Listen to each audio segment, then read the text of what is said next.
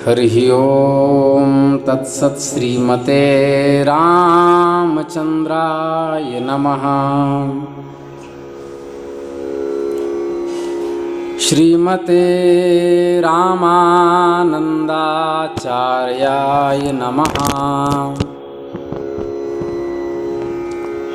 श्रीमते मलूकदासाय नमः। सीतानाथ समारंभां श्रीरामानन्दार्य मध्यमाम् अस्मदाचार्य पर्यन्तां वन्दे गुरुपरम्पराम्। रामाय रामभद्राय रामचन्द्राय वेदसे रघुनाथाय नाथाय सीतायाः पतये नमः। अतुलितबलधामं स्वर्णशैलाभदेहम् दनुजवनकृशानुं ज्ञानिनामग्रगण्यं सकलगुणनिधानं वानराणामधीशं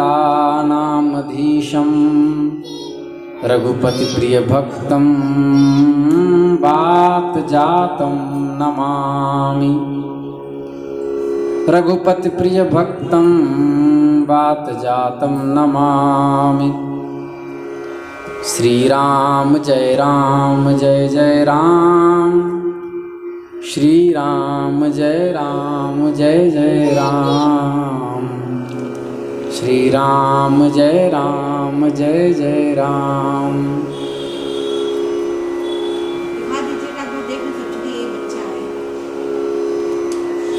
नमः पार्वती पतये हर हर महादेव।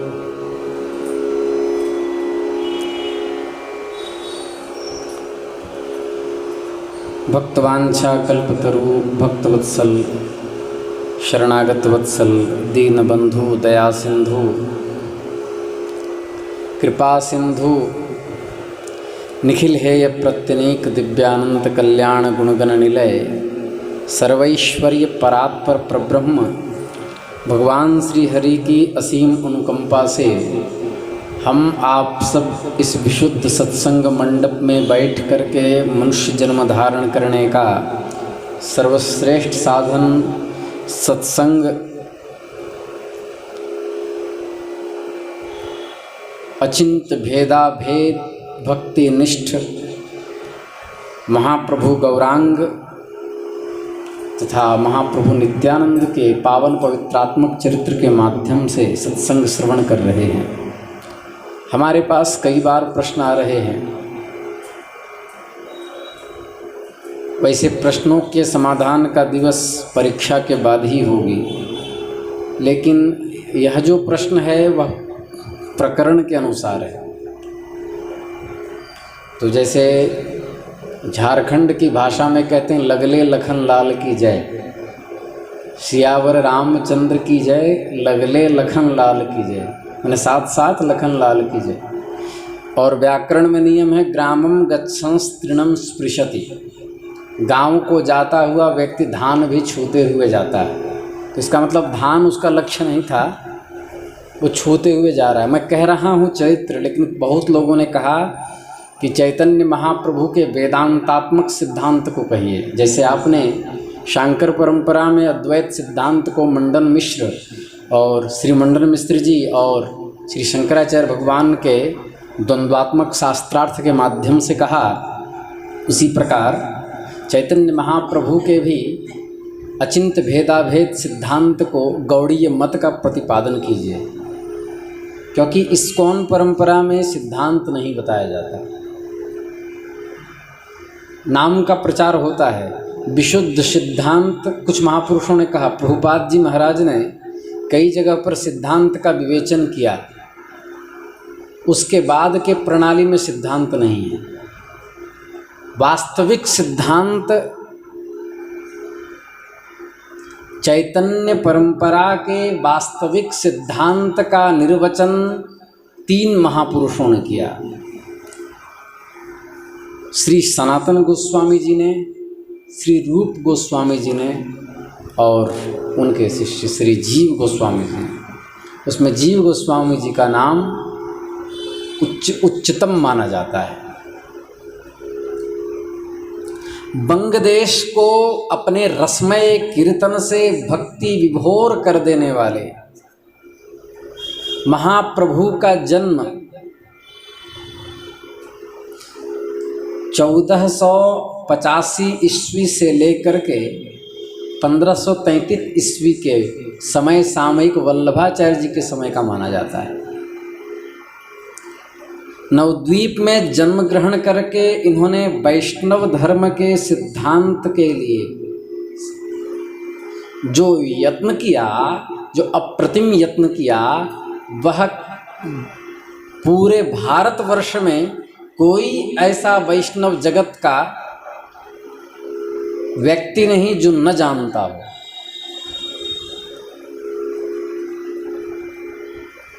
इनके युगल शिष्य थे जिनको 2 हाथ कहे, श्री रूप गोस्वामी जी और श्री सनातन गोस्वामी जी।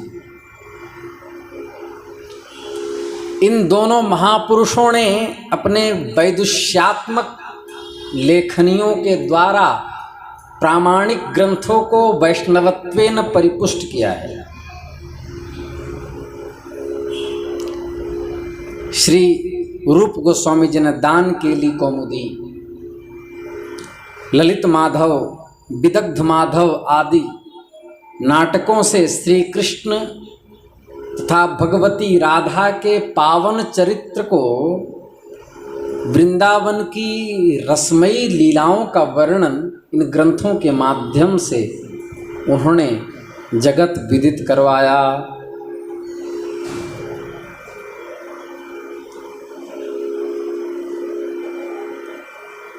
और केवल यही नहीं, लघु भागवतामृत जिसका अध्ययन मैं कर चुका हूँ, लघु भागवतामृत, उज्ज्वल नीलमणि से कई उदाहरण हमने दिए हैं। उज्ज्वल नीलमणि अद्भुत ग्रंथ है। भक्ति रसामृत सिंधु, जिसमें भक्ति रस की सांगोपांग विवेचना की है। कई बार इन ग्रंथों से हमने उदाहरण भी दिए हैं। इनके अन्य ग्रंथ भी हैं, पद्यावली, हंसदूत, उद्धव संदेश। इन सभी ग्रंथों को हम चैतन्य परंपरा में ही कह देंगे, कुछ बचेगा नहीं।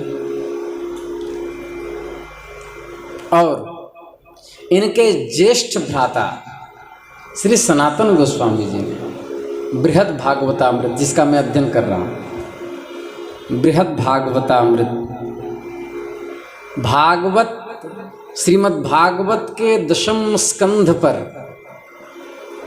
अद्भुत टीका श्री सनातन गोस्वामी जी को, वैष्णव तोषिणी। और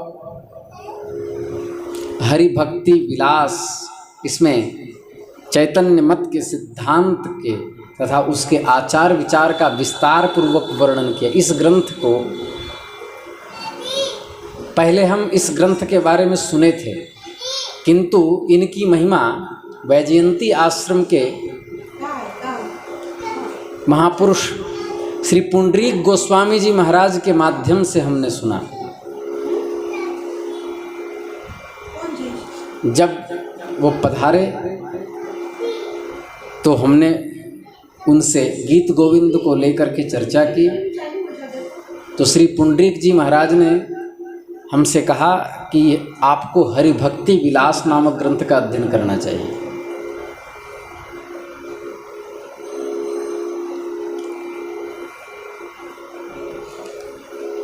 उनकी कथाओं में प्रायः इन ग्रंथों का सांगोपांग वर्णन रहता है। क्यों न हो, वे उसी परंपरा के उज्जीवित महापुरुष हैं, उज्ज्वल स्वरूप महापुरुष हैं। तो सनातन के छोटे भाई वल्लभ के पुत्र हुए श्री जीव गोस्वामी जी। इनके नाम को चैतन्य संप्रदाय में स्वर्णाक्षरों से लिखने योग्य है।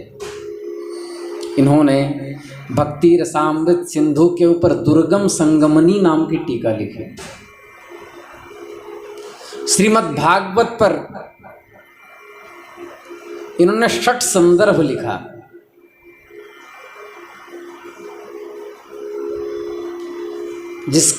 जो आप लोगों को अगले वर्ष से YouTube पे प्राप्त होगा, हमारा पढ़ाया हुआ 6 संदर्भ। इसमें क्रम संदर्भ, भागवत संदर्भ, प्रीति संदर्भ, भागवत संदर्भ आदि ऐसे 6 संदर्भ हैं। भागवत का समीक्षात्मक यह ग्रंथ भक्ति भाव और सर्वोत्कृष्ट तत्व श्री कृष्ण हैं। इन 2 तथ्यों को ध्यान में रखकर लिखा गया।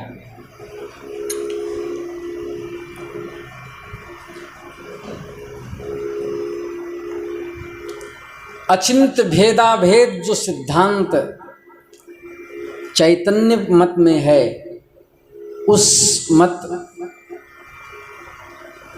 मत को सर्वसंवादिनी नाम की जो श्री विश्वनाथ चक्रवर्ती पाद की जो टीका है, सारार्थ दर्शनी, भागवत की सारार्थ दर्शनी टीका, ये प्रसिद्ध है। विश्वनाथ चक्रवर्ती पाद 17वें शतक के अंत या 18वें शतक के आदिम काल के माने जाते हैं। इनका प्रसिद्ध भागवत के ऊपर टीका है, इनकी सारार्थ दर्शनी, जो मेरे पास है। अद्भुत टीका है। उज्ज्वल नीलमणि नामक ग्रंथ पर आनंद चंद्रिका।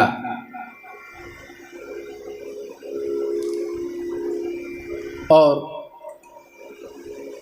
कवि कर्णपुर जिन्होंने चैतन्य चरितामृत लिखा, अद्भुत ग्रंथ उनका, वो भी उसी परंपरा के महानुभाव कृष्णदास कविराज।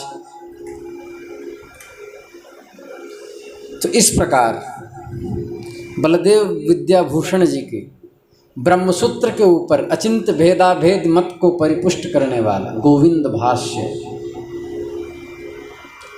ये भी अद्भुत है। तो इस प्रकार पहले हम ग्रंथों का नाम बता रहे हैं, फिर मत बताएंगे।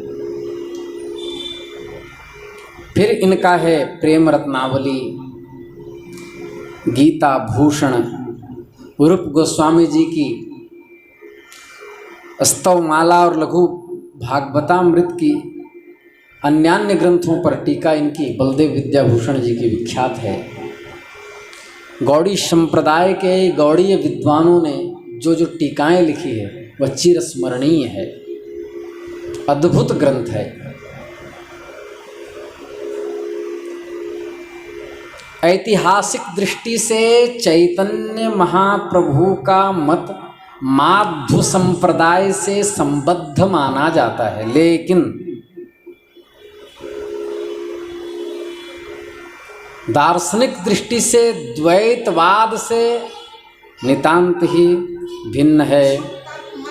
गौड़ीय वैष्णव मत अचिंत भेदाभेद का समर्थक है। गौड़ीय मत अचिंत भेदाभेद भक्ति को मानता है, माध्व मत द्वैतवाद को मानता है, इसलिए भिन्नता है। माध्व संप्रदाय से संबद्ध होने के बाद भी भिन्नता दिखती है। तो इसलिए माध्व मत से संयुक्त होने के बाद भी गौड़ीय परंपरा का सिद्धांत भिन्न है। इनका सिद्धांत क्या है? इनके यहाँ भगवान विज्ञानानंद विग्रह हैं, विशिष्ट ज्ञान से युक्त हैं और आनंद के विग्रह हैं। ये अनंत गुणों के निवास स्थान हैं। सत्य काम हैं, सत्य संकल्प हैं, सर्वज्ञ हैं, सर्वविद्यत्व हैं, सब कुछ जानते हैं, सारी विद्याएं इनके अंदर हैं। अपरिमित गुण श्री भगवान में सदा निवास करते हैं। और गुण और गुणी का वास्तव में अभेद रहता है इनके यहाँ चैतन्य मत में। अब आप कहेंगे इनके यहाँ क्यों, आप इनके क्यों कह रहे हैं? वैष्णव परंपरा तो एक है, हम लोगों की परंपरा विशिष्टाद्वैत परंपरा है। हमारे यहाँ आनंद भाष्य का समर्थन होता है।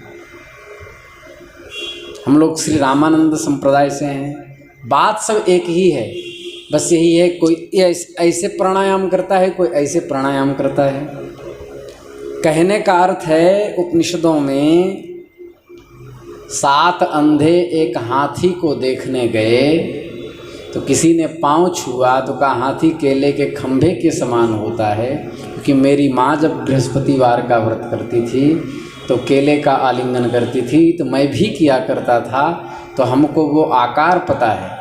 एक अंधे ने कहा हाथी सूप के समान होता है। जिसने कान छुआ कहा मेरी माँ जब चावल फटकती थी तो उस सूप को मैं पकड़ लिया करता था, उसका आकार ऐसा ही होता है। हालांकि कोई सही नहीं बोल रहा पूरी तरह से, और बोल सभी सही रहे हैं, क्योंकि सब अपने अपने विवेक के अनुसार वर्णन कर रहे हैं। उसी प्रकार जिन आचार्यों की साधनात्मक विद्या जितनी मात्रा में जहाँ तक रही, उन आचार्यों ने उनका वर्णन उस तरह से किया। वस्तुतः वेद भी जिनको नेति नेति कहता हो, वेद भी जहाँ दोनों हाथ सरेंडर कर देते हों कि मैं पूरा मैं भी नहीं जानती, श्रुतियाँ जहाँ कहती हों, तो वहाँ फिर क्या कहना। इसका मतलब यह है कि जितना जानो उतना कम है। इसलिए कोई गलत नहीं बोल रहा, सब सही बोल रहे हैं। बस जिस महाजनः येन गतः स पंथाः, महापुरुष जिन परंपरा में हम हैं, वहाँ के महापुरुष उस परंपरा के प्रवर्ती आचार्य, पूर्ववर्ती आचार्य जिस तरह से, जिस मार्ग से, जिस आश्रय को लेकर ईश्वर को प्राप्त हुए, उसका ही आश्रय लेना चाहिए। बाकी सबका सम्मान करना चाहिए। को बड़ छोट कहत अपराध हो।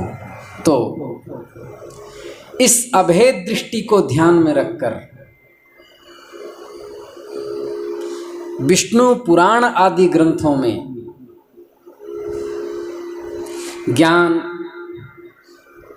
बल और गुणों से युक्त भगवान को भगवत शब्द वाच्य कहा है। श्रीमद् भागवत भी भगवान को गुणात्मा बताता है। गुणात्मनस्ते गुणान विमातुम, श्रीमद् भागवत के 10वें स्कंद के 14वें अध्याय का 7वां श्लोक। भगवान का विग्रह उनके स्वरूप से एकाकार है चैतन्य मत में। अतः भगवत विग्रह नित्य तथा अप्राकृत है। ध्यान से सुने, भगवान के स्वरूप, विग्रह और गुणों में किसी प्रकार का भेद नहीं है। भगवान का जैसा स्वरूप है, विग्रह, गुण है, इसमें कोई भेद नहीं है।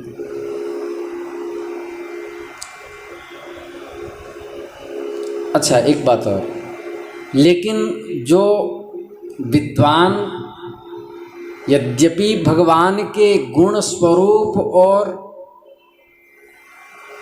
विग्रह में कोई पार्थक्य नहीं है, फिर भी जो पार्थक्य का निरूपण होता है विद्वानों के द्वारा, वो भाषा की दृष्टि से होता है। यद्यपि पार्थक्य है नहीं, ये समझना चाहिए। और इस अचिंत्य भेदाभेद मत, अचिंत्य भेदाभेद सिद्धांत जो चैतन्य मत का सिद्धांत है, शंकराचार्य के मत के अनुकूल चैतन्य परंपरा में भी ब्रह्म सजातीय, विजातीय तथा स्वगत भेद से शून्य है। वह अखंड सच्चिदानंदात्मक पदार्थ है। नारद पांचरात्र का स्पष्ट कथन है। नारद जी महाराज के संबंधित जो ग्रंथ नारद पांचरात्र, उसमें लिखा सर्वत्र च स्वगत भेद विवर्जितात्मा। भगवान में अचिंत्य अपरिमेय शक्ति रहती है। सर्वत्र च स्वगत भेद विवर्जितात्मा। जिसके कारण से स्वगत भेद विवर्जितात्मा, नानात्मक भेद प्रतीत होने के बाद भी तत्वतः भगवान में एकात्मकता बनी ही रहती है। अब आप कहेंगे ये इतनी कठिन हिंदी क्यों बोल रहे हैं? क्योंकि एकात्मकता, विवर्जितात्मा, सर्वज्ञत्व, ये सब न्याय की भाषा, इसकी हिंदी होती नहीं। समझना हो तो समझिए और नहीं तो वीडियो स्किप कर दीजिए, क्योंकि इससे सरल तो हमने गुरुजनों से भी सुना नहीं। कठिन है, सरल नहीं है इससे। तो भक्तों ने भगवान को वैदुर्य मणि के समान बताया है। इस शक्ति की पारिभाषिकी संज्ञा विशेष है। अच्छा, इस शक्ति को विशेष शक्ति कहते हैं। ये शब्द कहाँ से लिया गया? ये माध्व परंपरा से ली गई। माध्व जो द्वैत सिद्धांत है माध्वाचार्य जी का, उससे ली गई। जहाँ पर भेदभाव होकर भी भेदकारी की प्रतीति होती है, भेदभाव होने के बाद भी भेदकारी की प्रतीति हो, उसको विशेष कहते हैं। सिद्धांत रत्न में कहा, यत्र भेदभावो भेद कार्यंच प्रमिते तत्रैव भेद प्रतिनिधिर्विशेषः कल्प्यते। विशेष जो होता है वह भेद व्यवहार का निर्वाहक मात्र होता है, पर भेद वास्तव में जो होता है वह भेद वास्तविक होता है।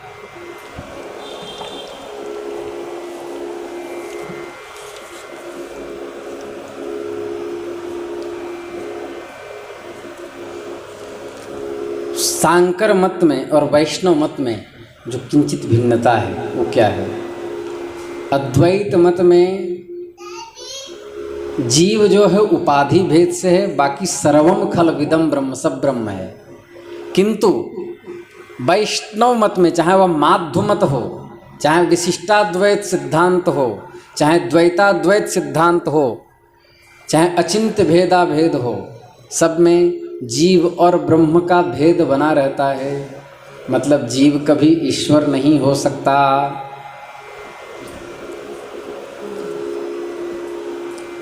ईश्वर अंश जीव अविनाशी, चेतन अमल सहज सुख राशि। वस्तुतः भगवान के गुण या विग्रह भगवान से एकाकार ही हैं। सिद्धांत रत्न में लिखा, विशेष निर्भेदेपि तत्वे भेद व्यवहारो विशेष बलात्।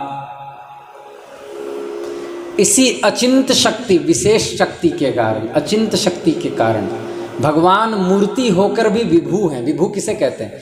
सर्वद्रव्य मूर्ति संयोगित्वम विभुत्वम।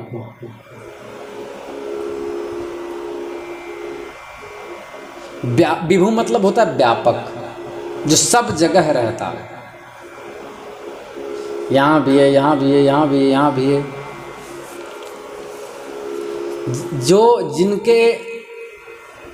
जिनका अभाव रंच मात्र भी कहीं ना हो। रंच किसे कहते हैं? सुने तो रंच रंच बहुत सुने। किसे कहते हैं? धागे की जो नोक होती है उसको रंच कहते हैं। उस नोक बराबर भी कहीं पर जगह नहीं हो जहाँ पर परमात्मा का अभाव हो, इसलिए विभू हैं। न्याय शास्त्र में भी आया, तच्चैको विभुर्नित्यश्च।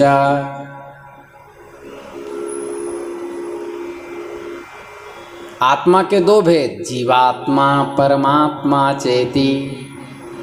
तत्रेश्वरः परमात्मा एक एव तच्चैको विभुर्नित्यश्च। वो एक है परमात्मा और नित्य है और विभू है, और जीव वस्तु प्रति शरीरम भिन्नो विभुर, जीव भी व्यापक है लेकिन प्रति शरीर भिन्न, ये मत अलग है, पर हम उतना अंश लेते हैं। परमात्मा विभु है। इसके बाद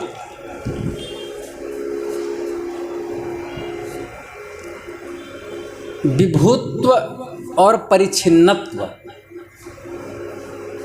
भगवान में युगपद स्थिति का वर्णन ब्रह्म संहिता के 5वें अध्याय के 43वें श्लोक में आया।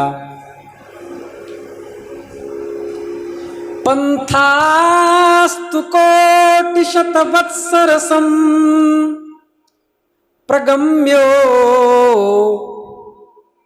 वायोरथापि मनसो मुनिपुंगवानां सोप्यस्ति यत्प्रपद सीम्य विचिन्त्य तत्त्वे गोविन्दमादिपुरुषं तमहं भजामि।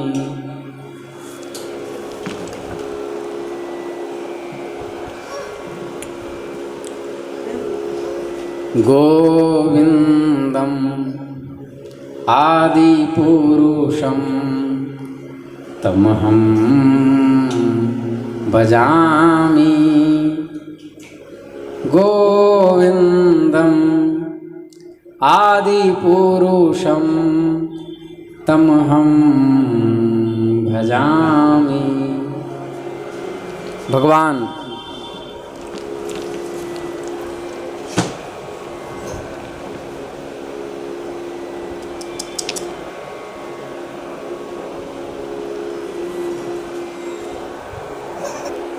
भगवान अनंत शक्तियों से युक्त होने के बाद उनकी 3 शक्तियाँ मुख्य हैं चैतन्य मत में, स्वरूप शक्ति, तटस्थ शक्ति और माया शक्ति।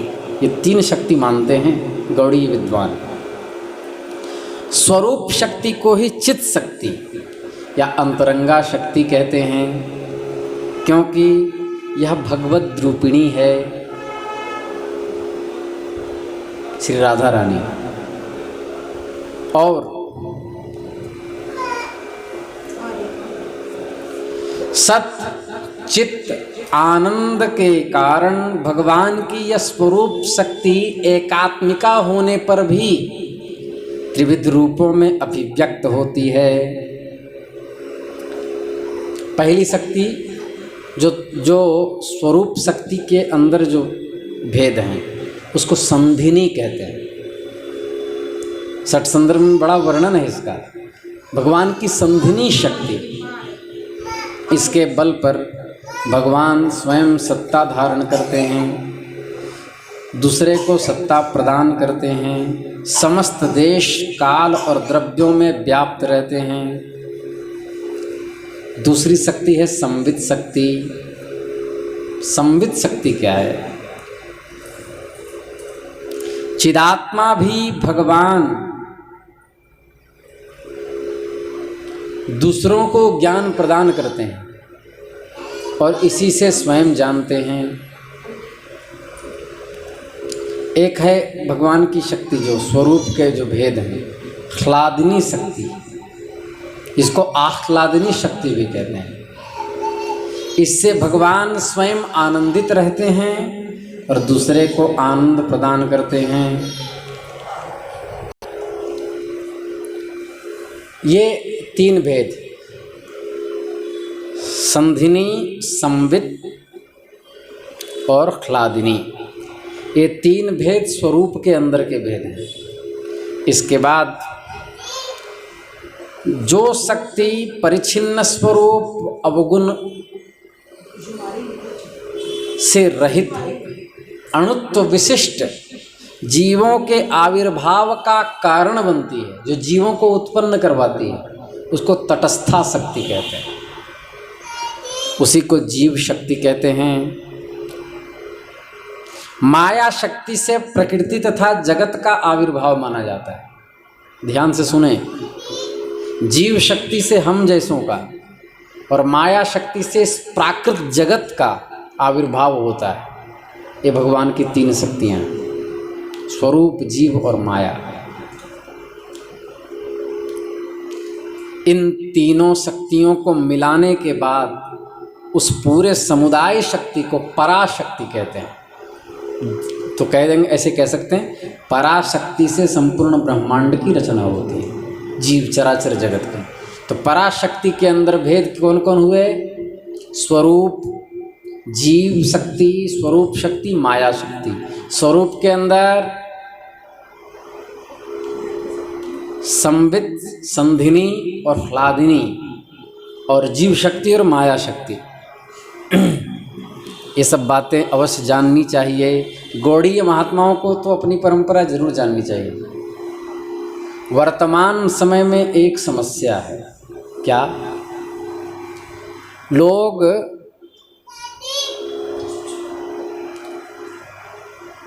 जितना, मैं बड़ी बात बोलने जा रहा हूँ, अपनी पूरी शक्ति आश्रम बनाने में, अपनी छवि बनाने में, महंगे महंगे वस्त्र पहनने में जो खर्च कर देते हैं और अपने ही स्वरूप और अपनी परंपरा का ज्ञान नहीं करते, यह दुर्भाग्य है। गोवर्धन तलहटी में निवास करने वाले भगवान के परम भक्त श्री गया प्रसाद पंडित जी महाराज, पूज्य सतगुरुदेव,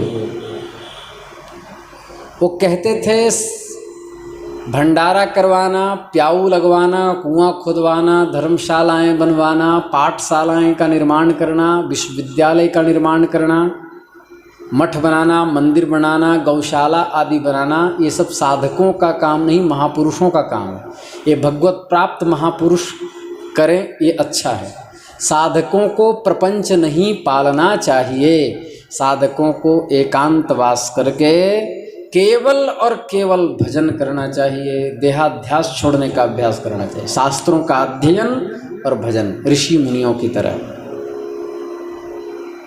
गौ सेवा करना अच्छा है, लेकिन गौशालाएं बनवाना, व्यवस्था देखना, ये साधकों का काम नहीं, ये महापुरुषों का काम है। वो सेवा दे दें तो सेवा करो, लेकिन प्रपंचों को मत पालो, अपना विस्तार इतना मत बढ़ाओ कि भजन छूटने लगे। इस बात को ध्यान से सुनें।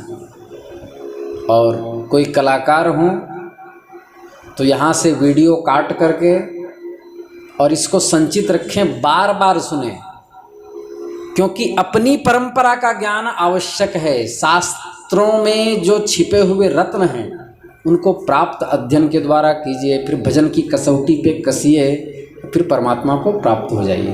फिर भगवान की आज्ञा हो तब किसी प्रपंच का यदि ग्रहण भी करेंगे तो माया आपके अंदर आविष्ट नहीं होगी। क्यों? क्योंकि वो भगवद आज्ञा की प्रेरणा से माया आपका स्पर्श नहीं करेगी।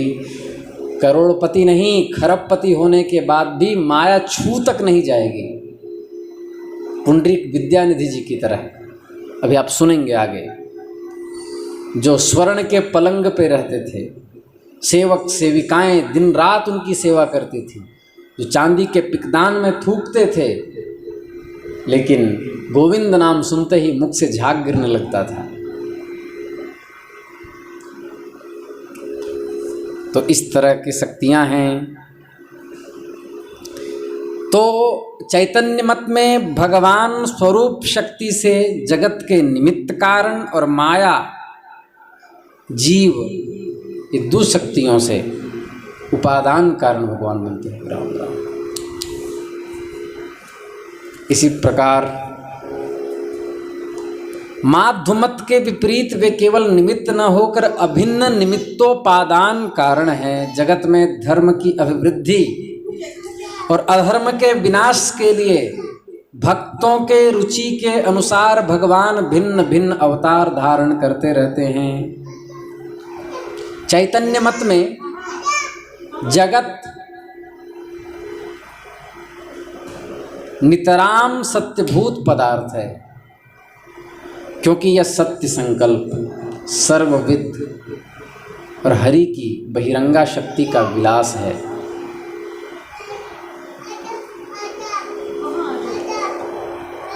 तो यह बहिरंगा शक्ति का विलास है। श्रुति तथा स्मृति एक स्वर से जगत की सत्यता का प्रतिपादन करते हैं। श्रुति और स्मृति एक स्वर से जगत की सत्यता का प्रतिपादन करते हैं। ईशावास्योपनिषद में जैसे आया, तथ्यतोर्थान व्यदधात शाश्वतीभ्यः समाभ्यः। श्रुति सांसारिक पदार्थों को यथार्थ और नित्य कहता है। प्रलय काल में भी, प्रलय के अवसर पे भी भगवान के साथ जगत की सूक्ष्म रूपेण अवस्थिति उसी प्रकार रहती है जिस प्रकार रात के समय वन में लीन विहंगम की स्थिति होती है। एक बात इसमें ध्यान रखने की कि भगवान की जो अचिंत्य शक्ति है, उस अचिंत्य शक्ति के कारण भगवान के साथ न तो यह संसार, यह प्रपंच भिन्न प्रतीत होता है, न अभिन्न प्रतीत होता है। कभी लगता है भिन्न है, कभी लगता है अभिन्न है। ये अचिंत्य शक्ति के कारण होता है। वस्तुतः भगवान से यह प्रपंच भिन्न भी नहीं है, अभिन्न भी नहीं है। अभिन्न निमित्तोपादान कारण जो है वह तत्वतः है। स्वरूपतः भिन्नता प्रतीत होने के बाद भी तत्वतः ब्रह्म की स्थिति सर्वव्यापक है। इस दीवाल में ब्रह्म नहीं दिख रहा, लेकिन तत्वतः यह भी ब्रह्म स्वरूप ही है, भगवान की शक्ति है। उस शक्ति के आभास से ही ऐसा होता है। साधन मार्ग क्या है? भगवान को प्राप्त करने का साधन मार्ग क्या है? भगवान को अपने वश में करने का चैतन्य मत के अनुसार सर्वश्रेष्ठ साधन है भक्ति। कर्म का उपयोग चित्त की शुद्धि करके उसे ज्ञान तथा भक्ति के उपयुक्त आधार बनाने में है, इसलिए भक्ति की आवश्यकता है। ज्ञान की प्रकार रूपा भक्ति केवल ज्ञान से नितांत विलक्षण है, अर्थात भक्ति सर्वश्रेष्ठ साधन है भगवान को वश में करने की। इस परंपरा में, आप लोगों की परंपरा में, शांकर मत में ज्ञान ही सब कुछ है, ब्रह्मविद ब्रह्मैव भवति। लेकिन वैष्णव परंपरा में, पूरी वैष्णव जगत में जो भी भगवान विष्णु के किसी भी स्वरूप के उपासक हैं, वहाँ सर्वश्रेष्ठात्मिका भक्ति है। ज्ञान भक्ति में निमित्त है, मतलब ज्ञान हो उसके बाद भक्ति हो। केवल ज्ञान हुआ तो कोई काम नहीं बनेगा। और ऋते ज्ञानान्न मुक्ति जो पंक्ति आती है, ज्ञान के बिना मुक्ति नहीं होती, वहाँ अर्थ है पहले स्थूल ज्ञान से भक्ति प्राप्त होगी, भक्ति से तत्व ज्ञान होगा, ततः मुक्ति। ऐसा है। ज्ञान दो प्रकार का होता है, केवल ज्ञान तथा विज्ञान। त्वम पदार्थ के ज्ञान से कैवल्य ज्ञान का उदय होता है। त्वम पदार्थ, तत्पदार्थ के चिंतन से भगवत कृपा का लाभ होता है। तत् वह ब्रह्म, और उसी तत्पदार्थ के चिंतन से सायुज्य आदि मुक्ति की प्राप्ति होती है। परंतु विज्ञान जो है, विज्ञान आपने सुना, विज्ञान जो केवल ज्ञान आपने सुना, विज्ञान से भक्ति के द्वारा भक्त न केवल भगवान की प्रसन्नता प्राप्त करता है, अपितु भगवान को अपने वश में कर लेता है। विज्ञान मतलब विशिष्ट ज्ञान। अतः विज्ञान का अर्थ क्या है? भक्त जो भक्ति करता है उस भगवद वशीकार को ही विज्ञान कहते हैं। भगवान को वश में करने वाला प्रेम। संबित और ह्लादिनी शक्तियों का सम्मिश्रण भक्ति का सार है।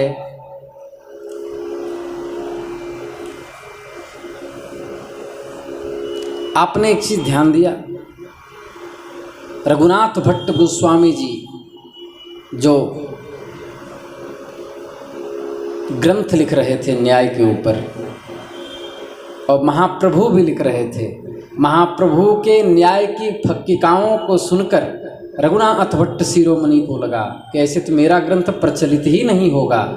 तो उन्होंने कहा, रोने लगे, तुम रो क्यों रहे हो? महाप्रभु ने पूछा तो बोले कि मेरे ग्रंथ आपके ग्रंथ के सामने नगण्य तुल्य हो रहे हैं। तब महाप्रभु ने कहा, अरे मैं अपने मित्र के लिए इतना छोटा त्याग नहीं कर सकता। उन्होंने वर्षों की मेहनत एक क्षण में गंगा जी में बहा दी। और आपको आश्चर्य होगा, चैतन्य महाप्रभु इतने बड़े विद्वान थे जिन्होंने दिग्विजय महाशय को भी परास्त किया, अपने जीवन में एक भी ग्रंथ नहीं लिखा। उनका केवल उपदेशात्मक शिक्षाष्टक ही मिलता है। लेकिन बाकी जो ग्रंथ स्वरूप गोस्वामी जी, सनातन गोस्वामी जी, स्वरूप दामोदर गोस्वामी जी, रूप गोस्वामी जी, जीव गोस्वामी जी ने जो ग्रंथों को लिखा है, ये ऐसा कहेंगे कि महाप्रभु ने लिखवाया है, स्वयं से ग्रंथ नहीं लिखे। उन्होंने श्रीमद् भागवत को ही ब्रह्मसूत्र माना और उस पे षट संदर्भ आदि की आज्ञा दी जीव गोस्वामी जी को, जहाँ से अचिंत्य भेदाभेद भक्ति पुष्ट होता है।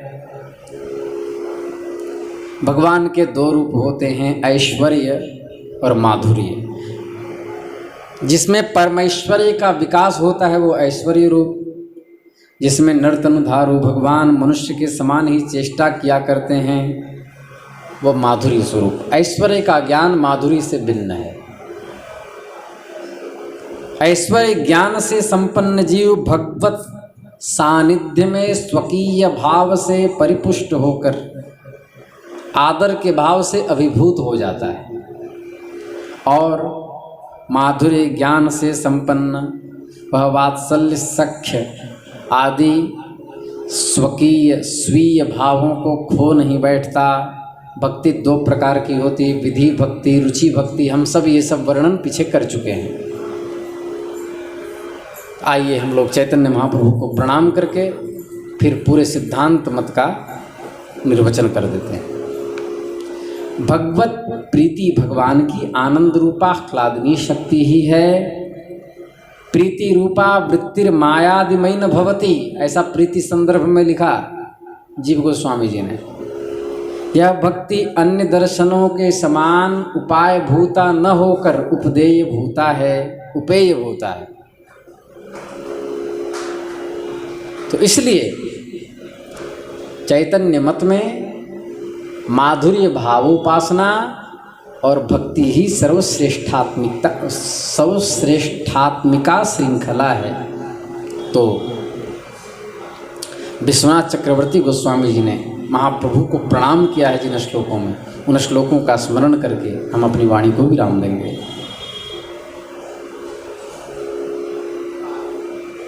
आराध्यो भगवान ब्रजेश तनयस तद्धाम वृंदावनम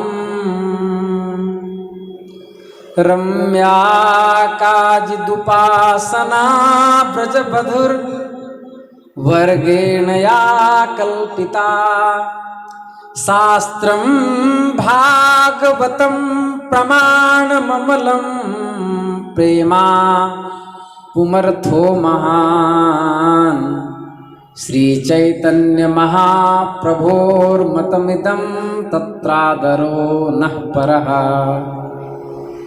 हरे राम हरे राम राम राम हरे हरे।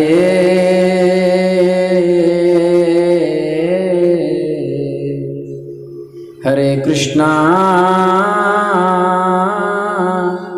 हरे कृष्णा कृष्णा कृष्णा हरे हरे। नमः पार्वती पतये हर हर महादेव।